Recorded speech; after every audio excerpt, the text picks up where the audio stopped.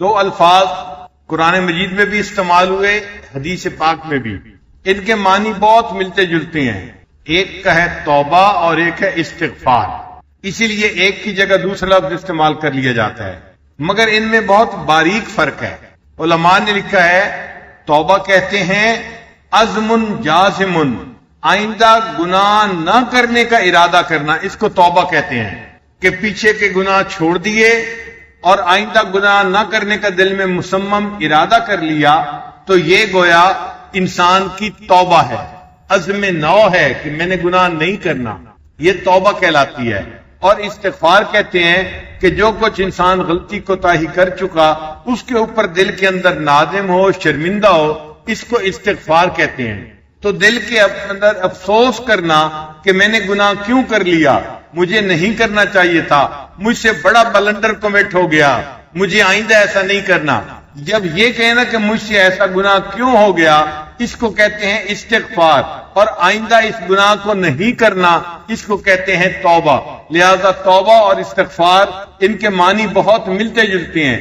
حدیث مبارکہ میں فرمایا گیا الندم توبۃ، جو بندہ گناہوں پہ نادم اور شرمندہ ہوتا ہے یہ اس کی توبہ ہوتی ہے، اس کی وجہ سے اللہ اس کے گناہوں کو مٹا دیتے ہیں۔ ہر شخص کو اپنی زندگی کے اوپر استغفار کرنا چاہیے، ہر شخص کو۔ اگر کافر ہے تو اپنے کفر سے توبہ کرے اور اپنے گناہوں پہ استغفار کرے، اور اگر وہ مومن ہے تو اپنے گناہوں سے توبہ کرے اور اللہ کے سامنے استغفار کرے۔ کوئی بندہ کہے جی میں تو مومن ہوں اور میں تو کوئی بڑا گناہ نہیں کرتا، اچھا بھائی آپ گناہ نہیں کرتے، مگر آپ جو نماز پڑھتے ہیں غفلت ہو جاتی ہے، باقی زندگی میں غفلت کے لمحات گزرتے ہیں، اس کے اوپر استغفار کرنے کی ضرورت ہے۔ اگر کوئی کہے کہ میں تو غافل بھی نہیں ہوتا، ہر وقت ہی اللہ کا ذکر کرتا رہتا ہوں، تو اسے کہا جائے گا کہ اچھا نماز جیسے خشوع اور خضوع کے ساتھ پڑھنی چاہیے، ہم ایسا نہیں پڑھ پاتے، ہمیں اس کے اوپر استغفار کرنا چاہیے۔ کوئی بندہ اگر یہ کہے کہ میں تو جی نماز بھی بڑے خشوع خضوع سے پڑھتا ہوں، بڑی حضوری سے پڑھتا ہوں، تو میں کس پہ توبہ کروں، اس کو کہا جائے گا کہ نماز جیسے پڑھنے کا حق تھا ہم اس حق کو ادا نہیں کر سکے، ہمیں اس کے اوپر استغفار کرنا چاہیے۔ اور کوئی بندہ یہ دعویٰ نہیں کر سکتا کہ میں نے عبادت ایسے کی جیسے کرنے کا حق تھا، کیونکہ ہمارے آقا اور ہمارے سردار امام الانبیاء حضرت محمد مصطفیٰ احمد مجتبی صلی اللہ علیہ وسلم نے ارشاد فرمایا ما عبدنا کا حق کا عبادتک، اے اللہ جیسے عبادت کرنے کا حق تھا میں حق ادا نہیں کر سکا۔ جو معصوم تھے، معصوموں کے سردار تھے، انہوں نے اگر یہ فرما دیا ہم کس کھیت کی گاجر مولی ہیں کہ ہم اپنے نماز روزے کے اوپر فریفتہ ہوئے پھریں۔ اس لیے کوئی بندہ گنہگار ہے یا نیک ہے، ہر بندے کو اپنی حالت کے اوپر استغفار کرنا ہے کہ مجھے ایسی زندگی نہیں گزارنے کا موقع ملا جو مجھے گزارنی چاہیے تھی۔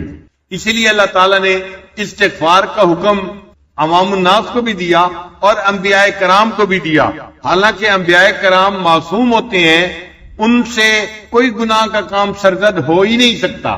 اسی لیے ہمیں ہر عمل کے بعد استغفار کرنے کا حکم دیا گیا، یہ نہیں کہ گناہ کریں اور پھر استغفار کریں، نہیں، نیک اعمال اگر ہم کرتے ہیں تو اس کے بعد بھی استغفار کریں کہ وہ نیک اعمال جیسے کرنے چاہیے تھے ہم نہیں کر سکے۔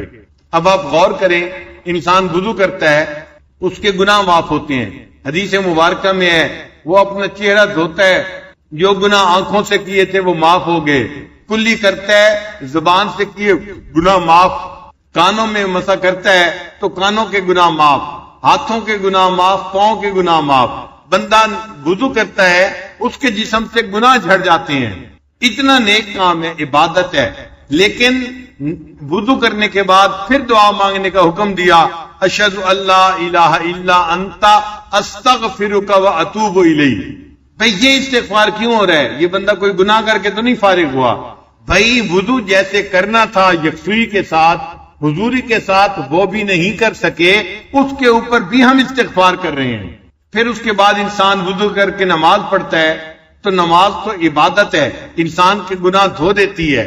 حدیث مبارکہ میں ہے اگر کسی بندے کے گھر کے سامنے نہر ہو اور وہ دن میں 5 مرتبہ غسل کرے کیا اس کے جسم پر میل رہتی ہے؟ صحابہ نے عرض کیا اے اللہ کے وسلم نہیں رہتی۔ فرمایا جو بندہ 5 نمازیں پڑھتا ہے وہ 5 مرتبہ روحانی غسل کرتا ہے، اس کے گناہ اللہ تعالیٰ دھو دیا کرتے ہیں۔ تو نماز سے گناہ دھل جاتے ہیں۔ نماز انسان کو برائی اور فحش کاموں سے بچا لیتی ہے۔ اتنی عظیم عبادت ہے، لیکن حدیث مبارکہ میں ہے نبی علیہ السلام جب سلام پھیرتے تھے نماز کا، ایک مرتبہ فرماتے تھے اللہ اکبر، اور دوسری 3 مرتبہ فرماتے تھے استغفر اللہ استغفر اللہ استغفر اللہ۔ یہ 3 مرتبہ استغفر اللہ کیوں کہا؟ کوئی گناہ کی ہے؟ نہیں، ظاہر میں تو عبادت کی ہے، گناہ نہیں کیا، مگر عبادت ایسی نہیں جیسی ہونی چاہیے تھی، اس لیے ہم اللہ سے معافی مانگ رہے ہیں۔ اے اللہ ہماری عبادت تو منہ پہ مار دینے کے قابل ہے، رد کر دیے جانے کے قابل ہے، لیکن اے اللہ آپ اس کو رد نہ کرنا، جیسی بھی ہے اس کو قبول فرما لینا، اس لیے استغفار کر رہے ہوتے ہیں۔ تو استغفر اللہ کا مطلب ہوتا ہے اللہ پلیز پلیز پلیز، جیسے انسان کسی کے سامنے لجاجت کرتے ہیں نا کہ پلیز آپ مان جائیں، آپ اس کو قبول کر لیں، ہم بھی استغفر اللہ کر کے اللہ کے سامنے معافی مانگ رہے ہوتے ہیں۔ اے اللہ اس کی وہ کیفیت تو نہیں جو ہونی چاہیے تھی، لیکن جیسی میں نے ادا کر دی، اب آپ اس کو اپنی رحمت سے قبول فرما لیجئے۔ حتیٰ کہ ایک آدمی تہجد کی نماز پڑھتا ہے، آپ غور کریں تہجد کی نماز کتنی عظیم عبادت ہے، اللہ کے اولیاء کا شعار ہے۔ اللہ تعالیٰ فرماتے ہیں کانوا قلیلا من اللیل ما یہجعون وبالاسحار هم یستغفرون۔ دیکھیں یہ لوگ جو ساری رات عبادت کرتے رہے، یہ گناہوں کا ارتکاب نہیں کر رہے تھے، ساری رات اللہ کی عبادت کر رہے تھے۔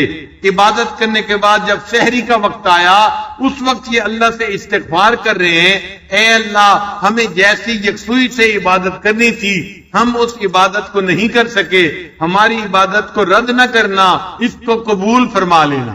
ایک آدمی حج کے لیے جاتا ہے تو حج اتنی بڑی عبادت ہے کہ حدیث پاک میں فرمایا گیا جس بندے کا حج قبول ہو گیا رجع کیوم ولدت امہ، وہ اس طرح گناہوں سے پاک ہو کے واپس آتا ہے جیسے اس دن پاک تھا جب اس کی ماں نے اس کو جنم دیا تھا، یعنی جس دن دنیا میں پیدا ہوا تھا معصوم تھا، اس طرح گناہوں سے پاک ہو کے یہ واپس آتا ہے۔ تو حج اتنی بڑی عبادت ہے، لیکن جب بندہ حج کر لیتا ہے، وقوف عرفات کر لیتا ہے، اللہ فرماتے ہیں ثم افیضوا من حیث افاض الناس واستغفر اللہ، کہ تم وقوف عرفات کر کے دعائیں مانگ چکے، اللہ سے بخشش مغفرت مانگ چکے، سب دنیا آخرت کی نعمتیں مانگ چکے، اب جو تمہارا وقت گزرے گا مینا میں تم آ کے اس میں بھی استغفار کثرت سے کرنا۔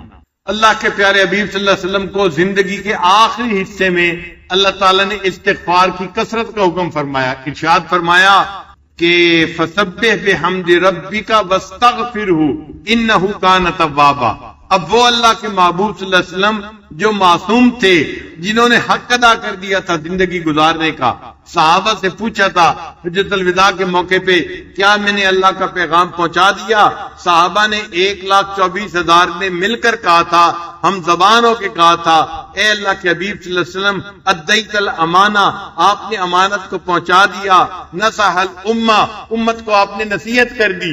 صحابہ نے جب تصدیق کی، نبی علیہ السلام نے شہادت کی انگلی آسمان کی طرف اٹھائی اور کہا اللہ مشہد، اللہ گواہ رہنا میں نے اپنی زندگی کے مقصد کو پورا کر کے دکھا دیا۔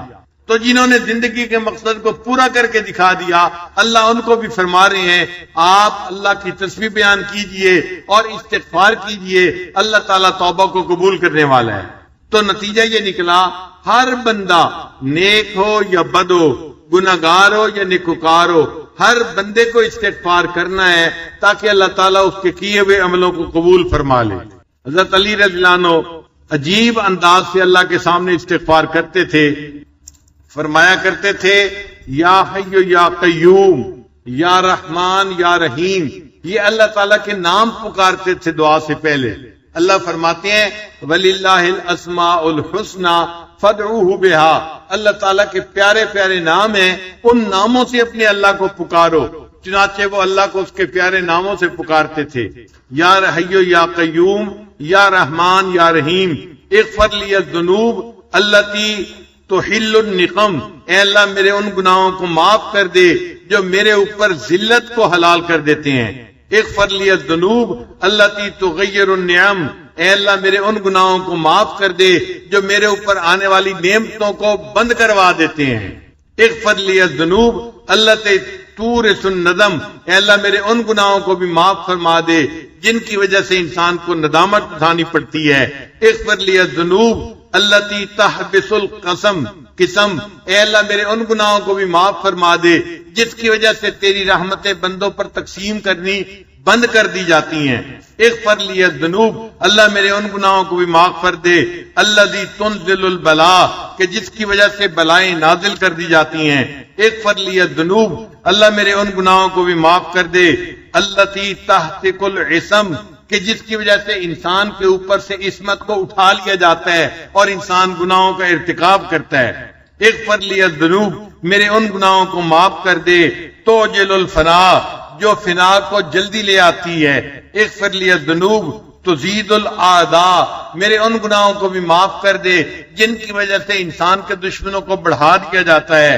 اغفر لی الذنوب تقطع الرجاء، ان گناہوں کو بھی معاف فرما دے جن کی وجہ سے امید کو کاٹ دیا جاتا ہے۔ اغفر لی الذنوب ترد الدعاء، اے اللہ جس کی وجہ سے دعاؤں کو رد کر دیا جاتا ہے۔ اغفر لی الذنوب تم سے کو غیث السماء، ان گناہوں کو بھی معاف کر دے جن کی وجہ سے آسمان سے بارش کو روک دیا جاتا ہے۔ اغفر لی الذنوب تظلم الہوا، اغفر لی الذنوب تکشف الغطا، اے اللہ میرے تمام گناہوں کو معاف فرما دے۔ یعنی ایک ایک گناہ کا گویا نام لے کر وہ اللہ تعالیٰ سے معافی مانگا کرتے تھے۔ یہ توبہ اور استغفار ایسی عبادت ہے جس کا اللہ نے انبیاء کو بھی حکم فرمایا، ایسی عبادت ہے جس کا نفع دنیا میں بھی ہوتا ہے آخرت میں بھی ہوتا ہے، ایسی عبادت ہے جو اپنے لیے بھی کرنے کا حکم ہے اور دوسروں کے لیے بھی کرنے کا حکم ہے۔ انسان اپنے لیے بھی استغفار کرے اور اپنے دوسرے مسلمان بھائیوں کے لیے بھی استغفار کرے۔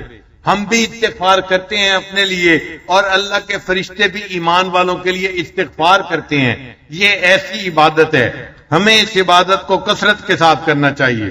ایسی عبادت جو ہر غم کا مداوا ہے، ایسی عبادت جو انسان کو مایوس نہیں ہونے دیتی، ایسی عبادت جس کو کرتا دیکھ کر شیطان اپنے سر کے اوپر خاک ڈالتا ہے، چیختا اور چلاتا ہے میرے تو سالوں کی عبادت ضائع کر دی گئی۔ اپنی حالت پہ نادم ہونا، اپنے گناہوں پہ شرمندہ ہونا اور محبوب کو منانے کی فکر ہونا اور یوں کہنا کہ میرے رب میں مجرم ہوں مجھے معاف فرما دے، اس کو استغفار کہتے ہیں۔ چنانچہ حضرت یوسف علیہ السلام نے مچھلی کے پیٹ کے اندر توبہ کی تھی، اللہ نے 3 اندھیروں میں ان کی دعا کو قبول کر لیا تھا۔ 3 اندھیرے کون سے تھے؟ ایک رات کا اندھیرا، ایک سمندر کے پانی کا اندھیرا اور تیسرا مچھلی کے پیٹ کا اندھیرا۔ 3 اندھیروں کے اندر جہاں گپ اندھیرا تھا انہوں نے وہاں بیٹھ کر اللہ کو پکارا، اللہ نے ان کی دعا کو وہاں بھی قبول فرما لیا۔ ہم بھی اگر آج کی اس بابرکت رات میں، نورانی رات میں، رمضان کی رات میں اللہ کو پکاریں گے، اللہ تعالیٰ اس بابرکت رات میں ہماری دعا کیوں نہیں قبول فرمائیں گے؟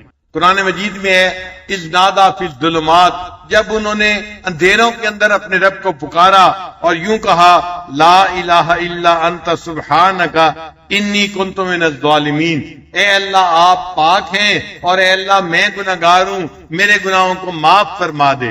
اللہ نے ان کی توبہ کو قبول کر لیا تھا۔ یہ جو ہے نا اللہ کی تسبیح بیان کرنا، یہ اللہ کو بہت پسندیدہ ہے۔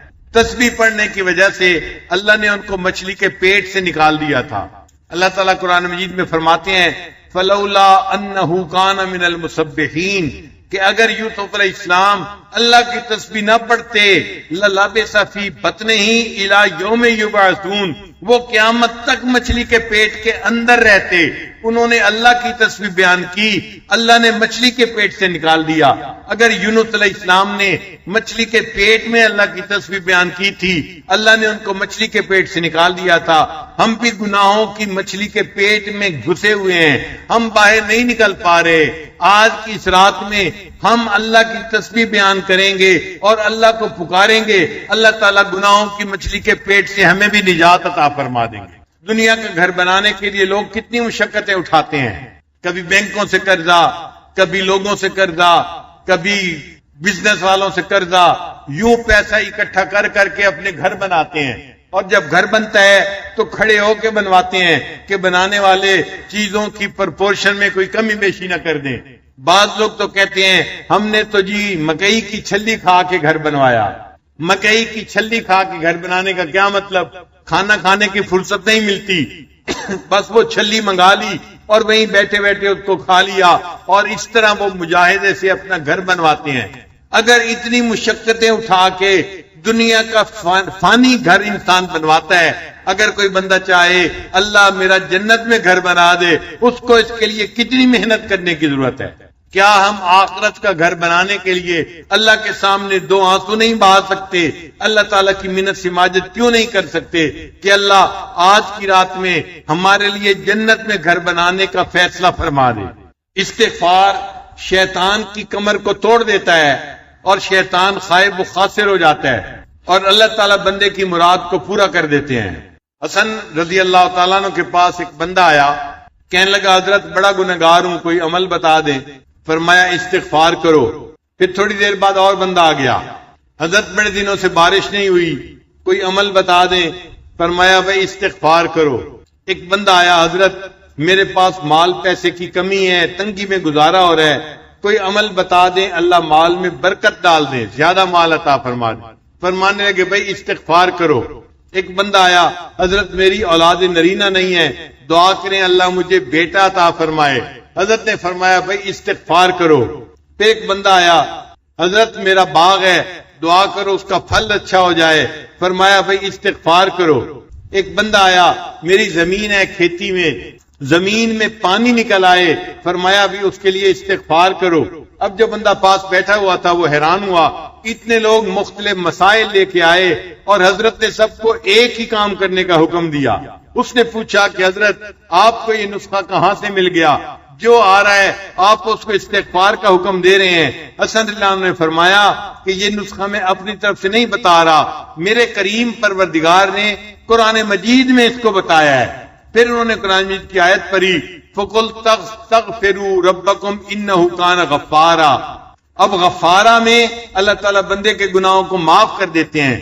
پھر یرسل السماء علیکم مدرارا، اللہ بارشیں بھی عطا فرماتے ہیں۔ وَيُمْدِدْكُمْ بِأَمْوَالٍ، اللہ مال بھی عطا فرماتے ہیں۔ وَبَنِينَ، اور بیٹوں کے ذریعے سے بندے کی مدد کرتے ہیں۔ وَيَجْعَلْ لَكُمْ جَنَّاتٍ، اللہ ان کو باغوں کے پھل عطا فرماتے ہیں۔ وَيَجْعَلْ لَكُمْ أَنْهَارًا، اللہ ان سے زمین سے چشمے اور نہریں کو جاری فرما دیتے ہیں۔ ایک استغفار سے یہ سارے کام ہو سکتے ہیں۔ میرے پاس ایک نوجوان آیا، کہنے لگا حضرت بڑی تمنا ہے اللہ مجھے بیٹا عطا فرمائے، میں اور میری بیوی ہم بڑا پریشان ہیں، اور یہ کہہ کہ اس کی آنکھوں میں سے آنسو آ گئے۔ جب میں نے دیکھا کہ نوجوان ہے اور آنکھوں میں سے آنسو آ گئے، اس کا مطلب دل بہت دکھی ہے، تو میں نے اسے پیار سے سمجھایا۔ میں نے کہا کہ بھائی میں آپ کو ایک نسخہ تو بتاتا ہوں، کرنا ذرا مشکل ہے، اس کو اگر آپ کر لینا اللہ رحمت فرما دیں گے۔ کہنے لگا جی ہم کر لیں گے۔ میں نے کہا آپ کو بھی کرنا پڑے گا، آپ کی بیوی کو بھی کرنا پڑے گا۔ کہنے لگے ہم دونوں کرنے کے لیے تیار ہیں۔ میں نے کہا نسخہ یہ ہے کہ رات کے آخری پہر میں آپ اذان سے آدھا گھنٹہ پہلے اٹھیں، 15 منٹ میں آپ وضو کر لیں، اور بقیہ 15 منٹ میں 2 رکعت پڑھ کے اللہ کے سامنے 100 مرتبہ استغفار پڑھیں اور اپنے لیے دعا مانگیں، اللہ آپ کو بیٹا عطا فرما دیں گے۔ وہ بندہ گھر گیا، اس نے جا کے بیوی کو کہا کہ پیر صاحب نے کہا ہے کہ نسخہ مشکل ہے، لیکن میاں بیوی دونوں اگر کریں تو اللہ مراد پوری کر دیں گے۔ تو بیوی نے کہا کب سے پورا کریں؟ کہنے لگا کل سے کریں گے۔ بیوی نے کہا نہیں آج کی رات سے پورا کریں گے، ہم آج رات بھی تہجد پڑھیں گے اور فجر کی نماز بھی پڑھیں گے۔ وہ فجر کی نماز دونوں مس کر دیتے تھے، سوئے رہتے تھے۔ اب اللہ تعالیٰ کی شان دیکھیں، چونکہ اولاد کی تمنا تھی لہذا انہوں نے تہجد بھی پڑھنی شروع کی، فجر بھی پڑھنی شروع کی۔ ایک تو اللہ نے ان کو اولاد بیٹا عطا فرما دیا، اور دوسرا اس کی برکت سے اللہ نے ان کو فجر کی نماز اور تہجد کی نماز کی پابندی بھی نصیب فرما دی۔ تو اس نسخے کی برکت سے اللہ تعالیٰ نے ان کو اولاد نرینہ بھی عطا فرما دی، اور اللہ نے ان کو تہجد اور فجر کی پابندی بھی عطا فرما دی۔ آج بھی مجلس میں کوئی ایسا بندہ ہے جو چاہتا ہے کہ میرا بیٹا ہو، وہ اس نسخے پہ عمل کر کے دیکھ لے۔ اللہ کا کلام سچا ہے، وَمَنْ أَصْدَقُ مِنَ اللَّهِ قِيلًا، یہ بات آپ 100% سچی پائیں گے۔ اللہ آپ کو اولاد کی نعمت سے محروم نہیں کریں گے۔ گناہ کرنے کے 3 درجے ہوتے ہیں۔ ایک ہوتا ہے انسان کبھی گناہ کر بیٹھے، اس کو ظالم کہتے ہیں۔ اس کو کیا کہتے ہیں؟ ظالم، کہ یہ اپنی جان پہ ظلم کرنے والا ہے، یہ ظالم انسان ہے جو کبھی کبھی گناہ نیکی بھی کرے، کبھی گناہ کر دے، کبھی نیکی کبھی گناہ۔ تو جو کبھی کبھی گناہ کر بیٹھے اس کو کیا کہتے ہیں؟ ظالم کہتے ہیں۔ اور جو بندہ بڑے بڑے گناہ کرے، بڑے بڑے گناہ کرے، چھوٹے نہیں بڑے بڑے گناہ کرے، اس کو ظلوم کہتے ہیں۔ اس کو کیا کہتے ہیں؟ انہو کان ظلوما جہولا۔ تو اس کو ظالم نہیں کہتے، اس کو کیا کہتے ہیں؟ ظلوم کہتے ہیں۔ اور جو بندہ گناہ بار بار کرے اس کو ظلام کہتے ہیں۔ اس کو کیا کہتے ہیں؟ ظالم ہوتا ہے جو کبھی کبھی گناہ کر بیٹھے، اور ظلوم ہوتا ہے کہ جو بڑے بڑے گناہ کرنے والا ہو، اور ظلام ہوتا ہے جو بار بار گناہ کرنے والا ہو۔ اللہ تعالیٰ نے بندے کے تینوں کیفیتوں کے مقابلے میں اپنے 3 نام رکھے۔ ایک نام اللہ کا ظالم کے مقابلے میں ہے، اس کو غافر کہتے ہیں، کہ جو بندے گناہ کرے کبھی کبھی اللہ اس کے ان گناہوں کو معاف فرما دے۔ ایک ہے انسان کا نام ظلوم، اللہ نے اس کے بدلے اپنا نام غفور رکھا۔ چنانچہ جو بندہ بڑے بڑے گناہ کرتا ہے اللہ غفور ہے، اس کے ان گناہوں کو بھی معاف فرما دیتا ہے۔ اور ایک بندے کا نام ہے ظلام، اس کے مقابلے میں اللہ رب العزت نے اپنا نام رکھا غفار۔ اے میرے بندے، تو اگر بار بار گناہ کرے گا میں بھی غفار ہوں، میں تیرے گناہوں کو بار بار معاف فرما دوں گا۔ اس لیے جب بندے سے گناہ سرزد ہو جائے تو اس کے لیے ایکسکیوز نہ دے اللہ کو، بلکہ گناہوں کو تسلیم کر کے اللہ سے معافی مانگے۔ ابو عثمان رحمت اللہ علیہ فرماتے ہیں کہ یقال، یہ کہا گیا، ان آدم علیہ السلام سائدہ بخمسۃ اشیاء، حضرت آدم علیہ السلام 5 باتوں کی وجہ سے سعادت پا گئے۔ کتنی باتوں کی وجہ سے سعادت پا گئے؟ 5 باتوں کی وجہ سے۔ پہلی بات، اعتراف بالذنب، انہوں نے اپنے گناہ کا اعتراف کر لیا۔ اے اللہ، مجھ سے گناہ سرزد ہو گیا ہے، میں اس کا اعتراف کرتا ہوں۔ اور دوسرا، وندم علیہ، اور اس گناہ کے ہونے پر وہ نادم ہوئے، پریشان ہوئے، پشیمان ہوئے، یہ دوسری بات تھی۔ اور تیسرا، ولام نفسہ، اور انہوں نے اپنے نفس کو ملامت کیا کہ یہ میرا نفس ہے جس کی وجہ سے یہ غلطی سرزد ہو گئی، تو اپنے نفس کو ملامت کی۔ اور چوتھا، وسارع الی التوبۃ، اور توبہ کی طرف انہوں نے توبہ کرنے میں جلدی کی، دیر نہیں کی۔ اور 5ویں بات، ولم یقنط من الرحمہ، اللہ کی رحمت سے وہ مایوس نہیں ہوئے۔ ان 5 باتوں کی وجہ سے اللہ نے ان کی بھول کو معاف کر دیا اور وہ سعادت پانے والوں میں شامل ہو گئے۔ شیطان نے بھی گناہ کیا تھا مگر اس نے 5 غلطیاں کر لیں، اور ان غلطیوں کی وجہ سے وہ ہمیشہ کے لیے اللہ سے دربار سے دھتکار دیا گیا۔ شیطان نے کون سی غلطیاں کی تھیں؟ پہلی بات، وہ شقا ابلیس بخمسۃ اشیاء لم یقر بالذنب، ایک تو اس نے گناہ کا اقرار نہیں کیا، ولم یندم، دوسرا وہ نادم نہیں ہوا، تیسرا ولم یلم نفسہ، اس نے اپنے نفس کو ملامت نہیں کی، پھر چوتھی بات، بل اضاف الی ربہ، اس کو اپنے رب کی طرف جو ہے اس کی مضاف کر دیا، اور 5ویں بات، فلم یتوب، اور اس نے توبہ نہیں کی، وکانۃ من الرحمہ، اور اللہ کی رحمت سے مایوس ہو گیا، اللہ نے اسے اپنے دربار سے ہی دھکا دے دیا۔ تو آج کی رات ہمیں اپنے رب سے اپنے گناہوں کی معافی مانگنی ہے اور اپنے نیک اعمال کی کمی کوتاہی پر بھی معافی مانگنی ہے، تاکہ اللہ تعالی ہمارے گناہوں کو معاف کر دے اور ہماری یہ توبہ کے دروازے کو کھول دے۔ قرآن مجید میں اللہ تعالی ارشاد فرماتے ہیں، قل یا عبادی الذین اسرفوا علی انفسہم، فرما دیجئے اے میرے بندو، یہاں پر ذرا غور کیجئے کہ وہ لوگ جنہوں نے گناہ کیے، اللہ ان کو خطاب کرنے کی بات کر رہے ہیں، تو یوں بھی فرما سکتے تھے ان بندوں سے کہہ دو کیونکہ انہوں نے گناہ کیے۔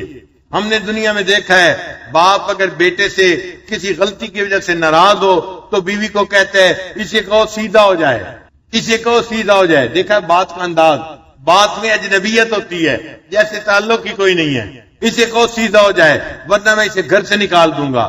اللہ نے گناہ کرنے والوں کو ایسے نہیں کہا کہ انہیں کہو یہ توبہ کر لے، اللہ نے فرمایا قل، میرے محبوب فرما دیجئے، یا عبادی، اے میرے بندو۔ سبحان اللہ، اتنے بڑے گناہ ہونے کے بعد اللہ نے اپنی نسبت سے معروم نہیں کیا، اے میرے بندو۔ ابھی بھی اللہ میرے کا لفظ استعمال فرما رہے ہیں، اے میرے بندو، الذین اسرفوا علی انفسہم، جنہوں نے اپنی جانوں پر ظلم کیا، لا تقنطوا من رحمت اللہ، اللہ کی رحمت سے مایوس نہ ہونا، انہ یغفر الذنوب جميعا، وہ تمام گناہوں کو بخشش کرنے والا ہے، انہ هو الغفور الرحیم، بے شک بڑا غفور بھی ہے اور بڑا رحیم بھی ہے۔ لہذا چور ہو یا ڈاکو ہو، شرابی ہو یا زانی ہو، جھوٹا ہو فریبی ہو، جواری ہو نشئی ہو، ظالم ہو قاتل ہو، بدکار ہو اور خائن ہو، مشرک ہو یا کافر ہو، کوئی بھی ہو، اگر وہ توبہ کرے گا اللہ تعالیٰ اس کی توبہ کو قبول فرما لیں گے۔ بعض لوگ اپنے گناہوں سے تنگ آ کے کہتے ہیں جی میں تو دعا مانگتا ہوں اللہ مجھے موت دے دے۔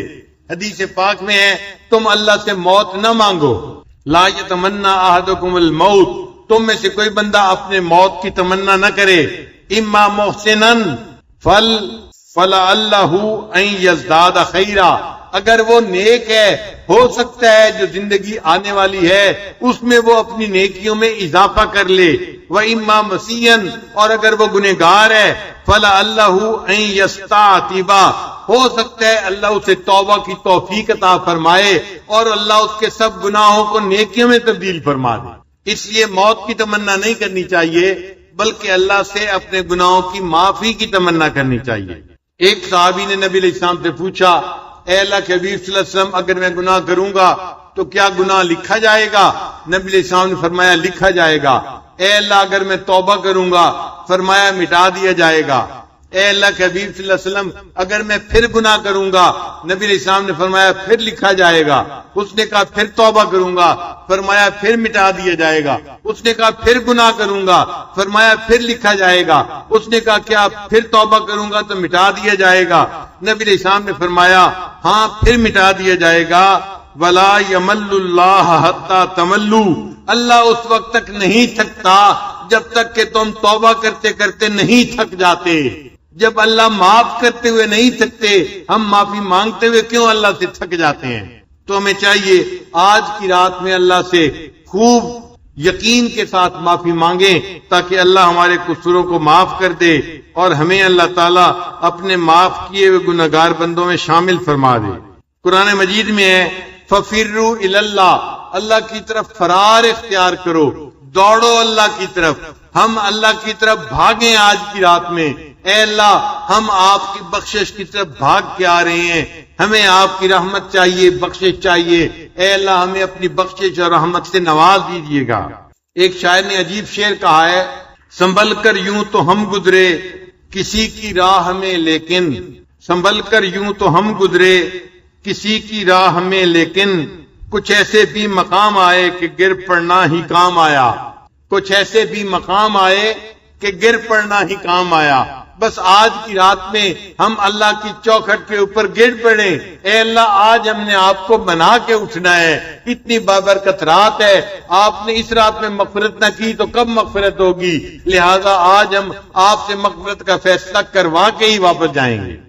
اس لیے بسم اللہ کے دو معنی ہیں۔ عربی زبان میں اسم کے دو معنی ہیں، ایک معنی ہے نام، تو بسم اللہ کا ترجمہ بنے گا اللہ کے نام کے ساتھ جو رحمان ہے اور رحیم ہے، بسم اللہ الرحمن الرحیم۔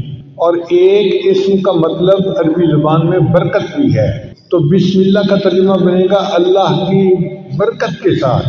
ہمیں یاد ہے کہ ہمارے گھر میں جو بڑی بوڑھی عورتیں تھیں نا پرانے زمانے کی، وہ اٹھتے بیٹھتے اللہ دی برکت نال، اللہ دی برکت نال، یہ لفظ بہت پڑھتی تھی۔ چھوٹے تھے ہمیں اس بات کی سمجھ نہیں تھی، اب سمجھ میں آتی ہے۔ اصل میں وہ بسم اللہ کا ترجمہ پڑھا کرتی تھی، اللہ کی برکت کے ساتھ بسم اللہ کہتی تھی ہر کام سے پہلے۔ ان کی زبانیں بسم اللہ سے رطب اللسان بالکل تر رہتی تھی، ہر وقت اٹھتے بیٹھتے کرتے پھرتے ہر وقت بسم اللہ بسم اللہ بسم اللہ۔ ایک نقطہ اور ذہن میں رکھیے کہ قرآن مجید تو پاک بندہ پڑھ سکتا ہے. اگر کسی پر غسل فرض ہو، جیسے جنبی بندہ ہوتا ہے، تو وہ قرآن مجید کی تلاوت نہیں کر سکتا، یا عورت حیض کے ایام میں قرآن مجید کی تلاوت نہیں کر سکتی. لیکن فقہا نے لکھا ہے کہ بسم اللہ پڑھ سکتے ہیں. کتنی عجیب بات ہے کہ بسم اللہ الرحمن الرحیم وہ قرآن کی آیت ہے مگر اس کو پڑھا جا سکتا ہے. تو ایک خاتون تھی امرا فرغانیہ، ایک وادی ہے، اس کا نام ہے فرغانہ وادی. اس میں بڑے علماء ہیں، اندجان، مرغنان، یہ وہاں کے شہر ہیں. ہدایہ جنہوں نے لکھی قاضی برہان الدین المرغنانی رحمۃ اللہ، یہ بھی وہیں سے تھے. تو امرا فرغانیہ سے کسی نے پوچھا کہ کیا وجہ ہے کہ عورت حیض کے دنوں میں قرآن مجید کی تلاوت تو نہیں کر سکتی، لیکن اگر وہ بسم اللہ پڑھنا چاہے تو بسم اللہ پڑھ سکتی ہے. انہوں نے جواب دیا کہ اصل میں بسم اللہ جو ہے یہ اللہ کا نام ہے، اور کوئی بھی محب کسی بھی حالت میں محبوب کا نام لینے سے روکا نہیں جا سکتا. یہ نہیں کہا سکتا کہ اب تم محبوب کا نام نہیں لے سکتے. جس حال میں بھی ہوگا وہ محبوب کا نام تو لے سکتا ہے. اس لیے بسم اللہ کی اللہ نے اجازت عطا فرما دی. اس لیے کوئی تحریر کرنی ہو تو پہلے بسم اللہ لکھنا چاہیے. حدیث مبارکہ میں انس سے اس کے راوی ہیں کہ من کتب بسم اللہ الرحمن الرحیم تعظیما للہ غفر اللہ لہ، کہ جو بسم اللہ الرحمن الرحیم اللہ کے نام کی تعظیم کی وجہ سے اس کو لکھ لیتا ہے اپنی عبارت سے پہلے، اللہ اس پر اس کے گناہوں کی بخشش فرما دیتے ہیں. ابو ہریرہ نے روایت کرتے ہیں، یہ در منصور کی روایت ہے. قال رسول اللہ صلی اللہ علیہ وسلم کہ نبی علیہ السلام نے ارشاد فرمایا کل امر ذی بال لا یبدأ فیہ بسم اللہ الرحمن الرحیم اقطع، کہ ہر اچھا کام جو بسم اللہ کے بغیر شروع کیا جائے تو وہ برکت سے خالی ہو جاتا ہے اچھا کام، لیکن بسم اللہ نہیں پڑھی اب اس میں برکت ختم ہو گئی. بسم اللہ کی عظمت کا اندازہ اس سے لگائیں کہ کتا ایک نجس جانور ہے. حدیث پاک میں آتا ہے جس گھر میں کتا ہوتا ہے وہاں رحمت کا فرشتہ داخل نہیں ہوتا. اس لیے شکار کی نیت سے کتے کو پالنے کی اجازت ہے، یہ حفاظت کی نیت سے، مگر اس کو گھر کے باہر رکھا جائے، گھر کے اندر نہ داخل کیا جائے. اگر گھر کے اندر کتا آ گیا تو گھر میں سے برکت ختم ہو جائے گی، فرشتے اس گھر میں نہیں آئیں گے. تو کتا اتنا نجس جانور ہے. نبی علیہ السلام نے ارشاد فرمایا اگر کسی برتن کو کتا سونگھ لے تو اس برتن کو 7 مرتبہ پانی سے دھوئیں اور 8ویں مرتبہ اس کو مٹی اور ریت کے ساتھ دھوئیں تاکہ اس کی نحوست برکت ختم ہو جائے. اب جس کتے کے سونگھنے سے برتن کو 8 مرتبہ دھونا پڑتا ہے وہ کتنا نجس ہوگا. لیکن حدیث پاک میں آتا ہے کہ اگر شکار کے لیے کتا پالا ہوا ہے، پہلے زمانے میں خرگوش کا شکار کرتے تھے کتوں کے ذریعے سے، تو نبی علیہ السلام نے فرمایا کہ اگر کوئی بندہ شکاری کتے کو چھوڑنا چاہتا ہے شکار کے لیے اور بسم اللہ پڑھ کے اس کو روانہ کرتا ہے اور وہ کتا مرا ہوا شکار لے کے آتا ہے، یعنی پکڑنے میں وہ مر گیا، شکار وہ خرگوش مر گیا، اب وہ مرا ہوا جانور بھی ہے وہ بندے کے لیے حلال ہوتا ہے کیونکہ اس کے اوپر اس نے بسم اللہ پڑھ لی تھی. عدی بن حاتم طائی کے بیٹے تھے، صحابی بن گئے.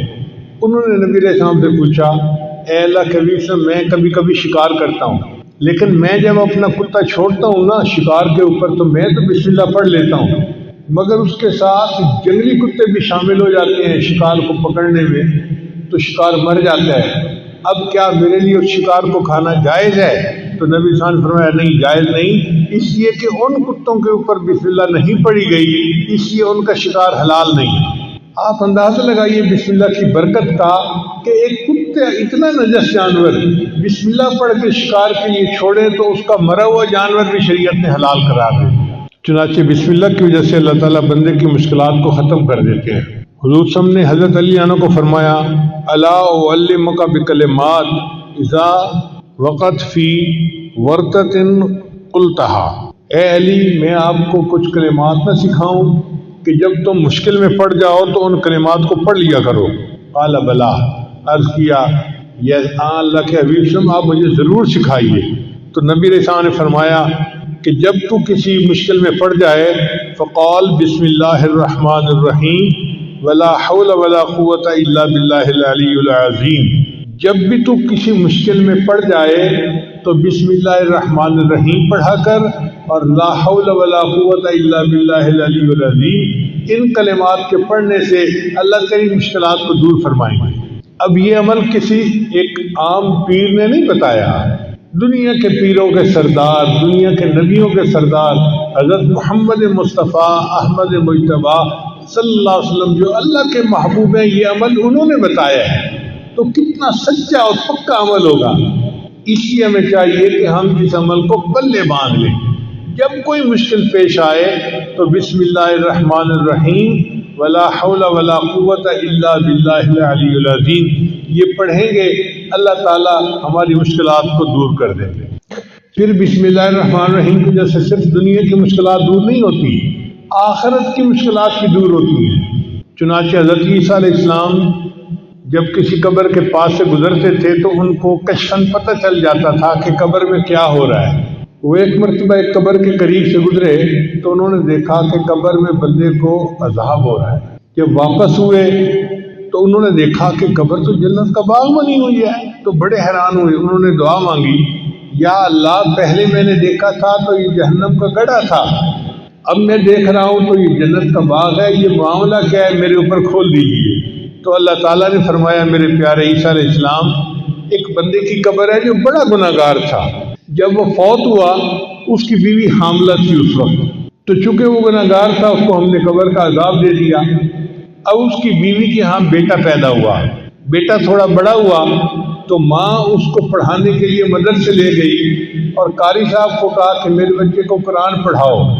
آج اس بچے نے بسم اللہ الرحمن الرحیم پڑھا، اس کے معصوم منہ سے جو بسم اللہ نکلی تو میری رحمت نے گوارا نہ کیا کہ معصوم بچہ تو بسم اللہ پڑھے اور میں اس کے باپ کو قبر میں عذاب دوں۔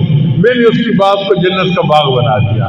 چنانچہ حدیث پاک میں آتا ہے کہ جب کوئی بچہ بسم اللہ پڑھنا سیکھتا ہے، اللہ 4 بندوں کی مغفرت فرماتے ہیں بسم اللہ سیکھنے پر۔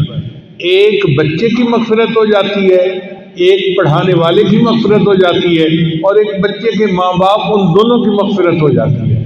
بسم اللہ کے سیکھنے پر اللہ 4 بندوں کے گناہوں کی مغفرت فرما دیتے ہیں۔ تو اس لیے یہ بسم اللہ ہمیں صرف دنیا کی مشکلات سے ہی نہیں بلکہ قبر کے عذاب سے اور جہنم کی آگ سے بھی بچانے کا ذریعہ ہے۔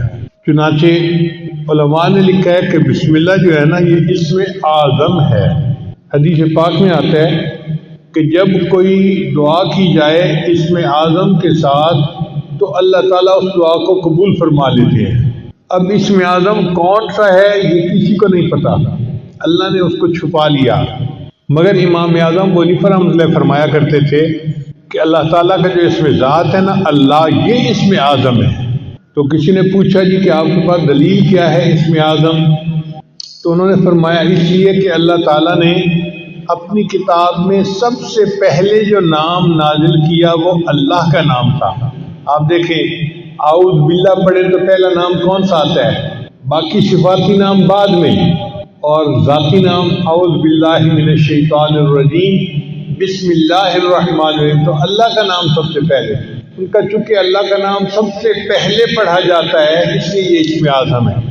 ان کا جی کوئی اور دلیل نہیں، ان کا دلیل یہ ہے کہ حدیث پاک سے ثابت ہے کہ اللہ تعالیٰ نے فرشتے کو حکم فرمایا ہوا ہے کہ جب بھی میرے کسی بندے کے نام سے زبان سے میرا نام نکلے تو جب بھی تم وہ نام سنو تم قیامت کا جو سور بجانا ہے اس کو 40 سال پیچھے ہٹا دیا کرو۔ یعنی اللہ کا نام اتنی برکت والا ہے کہ جو بندہ اللہ کہتا ہے تو قیامت 40 سال پیچھے چلی جاتی ہے۔ اب اندازہ لگائیے کہ جو نام اتنی برکت والا ہے کہ قیامت جیسی مصیبت کو 40 سال کے لیے ٹال دیتا ہے، اگر ہم اللہ کے نام کو کثرت کے ساتھ پڑھیں گے تو ہماری زندگی کی پریشانیاں کیوں نہیں ٹل جائیں گی۔ بس انسان شوق کے ساتھ، محبت کے ساتھ اللہ کا نام پڑھے۔ حدیث مبارکہ میں لا تقوم الساعہ، اس وقت تک قیامت قائم نہیں ہو سکتی حتیٰ یقال فی الارض اللہ اللہ، حتیٰ کہ زمین میں کوئی ایک بندہ بھی اللہ اللہ کہنے والا ہوگا۔ جب تک اللہ کا نام دنیا میں رہے گا قیامت نہیں آ سکتی۔ قیامت کا آئے گی جب اللہ کا نام لینے والا ہی کوئی نہیں رہے گا، تب قیامت آئے گی۔ تو اللہ کا نام اتنی برکت والا ہے۔ تو امام صاحب نے فرمایا کہ حدیث پاک سے بھی ثابت ہوتا ہے کہ یہ اسم اعظم ہے۔ آگے سوال پوچھنے والے بھی فقہا تھے، عالم تھے، ان کا نہیں جی کوئی سکہ بند دلیل دیں کہ بندہ کا دل مطمئن ہو جائے۔ تو امام صاحب نے کہا اچھا سکہ بند دلیل یہ ہے کہ جب موسیٰ علیہ السلام کوہتور پر گئے تو اس وقت ان کو پتہ نہیں تھا کہ یہ آگ کیا ہے، اللہ نے خطاب فرمایا اور اللہ نے اپنا تعارف کروایا، اننی انا اللہ، میں اللہ ہوں۔ اگر کوئی اور نام اسم اعظم ہوتا تو اللہ اس نام سے اپنا تعارف کرواتے۔ اللہ نے تعارف میں کہا کہ میرا نام اللہ ہے، اس کا مطلب ہے کہ یہی اسم اعظم ہے۔ اب یہ ایسی دلیل تھی کہ سب علماء نے مان لیا کہ واقعی اللہ کا نام اسم اعظم ہے۔ چنانچہ اللہ کے نام سے جو دعا مانگی جائے وہ دعائیں قبول ہوتی ہیں، اور اللہ کا نام جس چیز پر پڑھ دیا جائے وہ چیز میں برکت آ جاتی ہے۔ حضرت ابو الدرداء عنہ کی ایک باندی تھی، وہ ایک دن پوچھنے لگی کہ حضرت آپ کس جنس سے تعلق رکھتے ہیں؟ ان کا میں انسان ہوں۔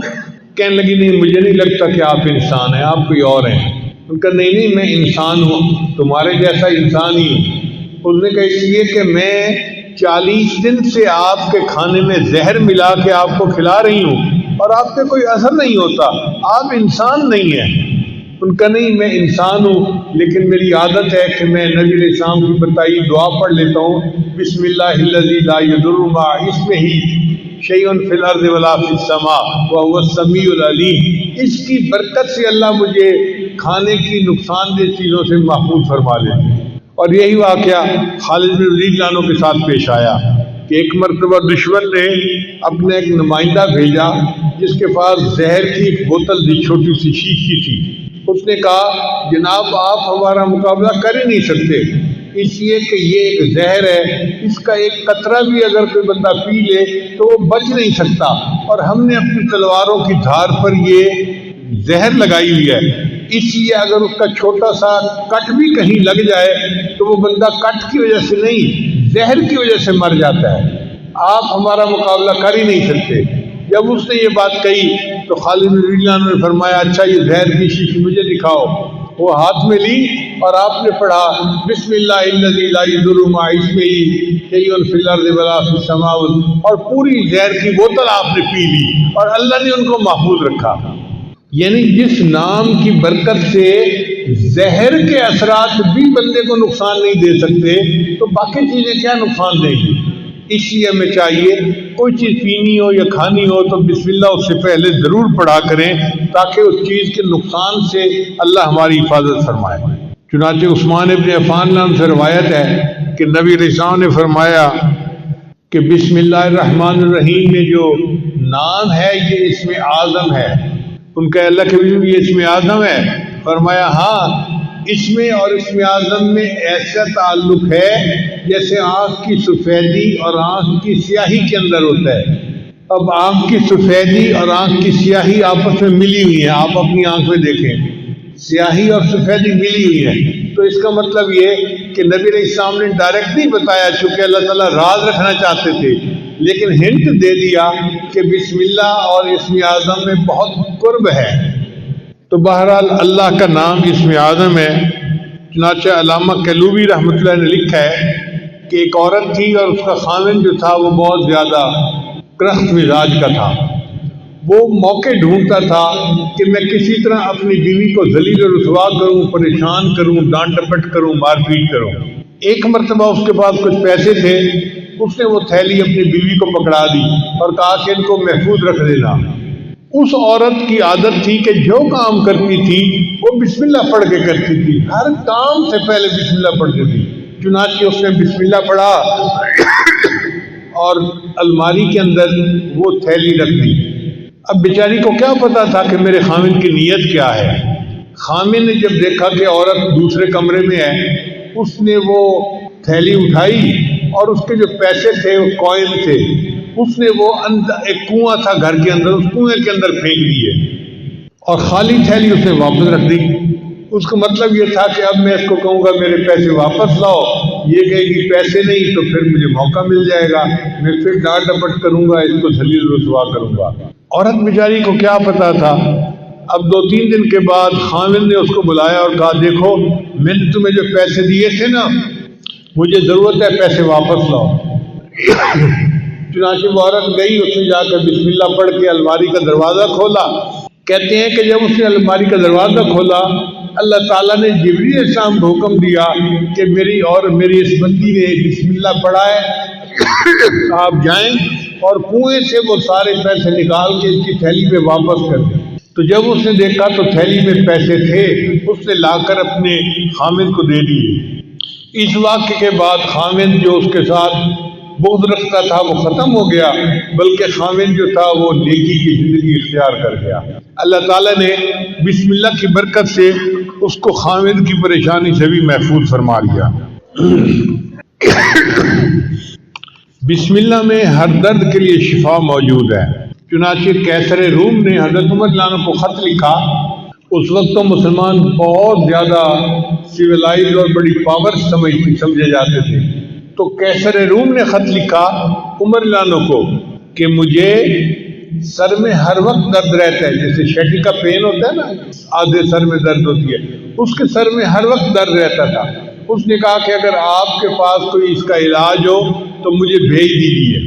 حضرت عمر رضی اللہ عنہ نے ایک ٹوپی بھجوائی اور فرمایا کہ اس ٹوپی کو سر پہ کر لیا کریں، آپ کے سر کی درد دور ہو جائے گی۔ چنانچہ وہ ٹوپی جب سر پہ کرتا، جتنی دیر کرتا درد ختم ہو جاتی، جب ٹوپی اتارتا درد پھر شروع ہو جاتی۔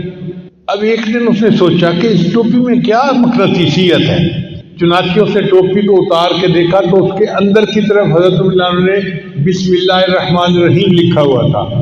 اس آیت کی برکت سے اللہ اس کے سر کے درد کو ختم فرما دیتے تھے۔ چنانچہ صحابہ کرام بیمار بندے کو بسم اللہ پڑھ کے دم کیا کرتے تھے۔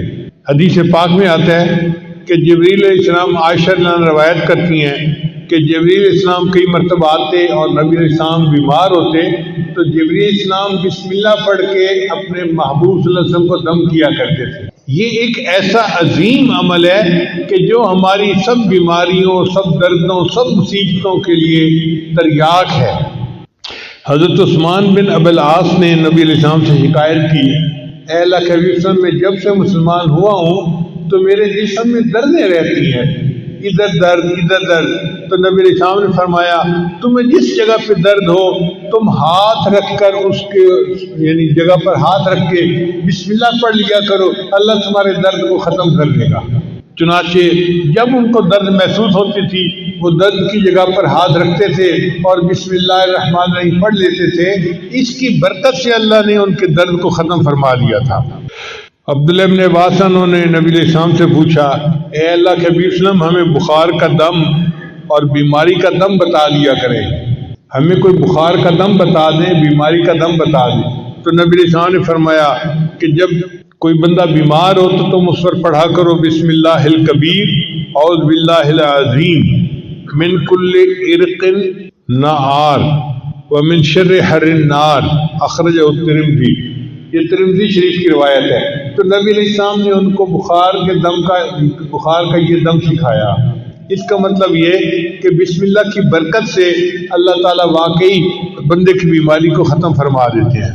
اس لیے ہر تکلیف کے وقت بسم اللہ پڑھنی چاہیے۔ احد کے موقع پہ حضرت اللہ رضی اللہ عنہ کو زخم لگا تو بے اختیار ان کی زبان سے آہ نکلی، جیسے زخم لگتا ہے نا تو آہ بندہ کرتا ہے، آہ۔ تو جب ان کو زخم لگا تو انہوں نے آہ کی تو نبی علیہ السلام نے فرمایا لو قلت بسم اللہ لرأیت بناءک الذی بنى اللہ لک فی الجنۃ وانت فی الدنیا، اگر تو اس موقع پر بسم اللہ کہتا جو تجھے چوٹ لگی تو تو دنیا میں رہتے ہوئے جنت میں اپنے ٹھکانے کو دیکھ لیتا۔ اگر تو بسم اللہ پڑھتا تو آپ دنیا میں رہتے ہوئے اپنی جنت کے ٹھکانے کو آنکھوں سے دیکھ لیتے۔ تو یہ بسم اللہ ایسا عمل ہے۔ چنانچہ ایک صحابی نبی علیہ السلام کے ساتھ سواری پر سوار تھے تو سواری کو ٹھوکر لگی تو صحابی نے کہا تا سے شیطان برباد ہو جائے۔ تو نبی علیہ السلام نے فرمایا کہ ایسے نہ کہا کرو کہ شیطان برباد ہو جائے، وہ موٹا ہو جاتا ہے سن کے کہ دیکھو میں نے شرارت کی اور ان کو تکلیف پہنچی، وہ موٹا ہو جاتا ہے. تم پڑھا کرو بسم اللہ. جب تم بسم اللہ کرو گے تو شیطان خوش یعنی کمزور ہو کے چیونٹی جیسا بن جائے گا بسم اللہ کی برکت کی وجہ سے. تو اس کا مطلب ہے کہ ٹھوکر لگنے پر تکلیف پہنچنے پر ہم اگر بسم اللہ پڑھیں گے تو اللہ تعالیٰ شیطان کو چھوٹا کر دیں گے اور ہماری تکلیف کو دور فرما دیں گے. نبی اسلام نے ایک عمل بتایا کہ جو شخص صبح کے وقت 3 مرتبہ بسم اللہ پڑھ لے, بسم اللہ الرحمن الرحیم, بسم اللہ الرحمن الرحیم. اب یہ کتنا چھوٹا سا عمل ہے,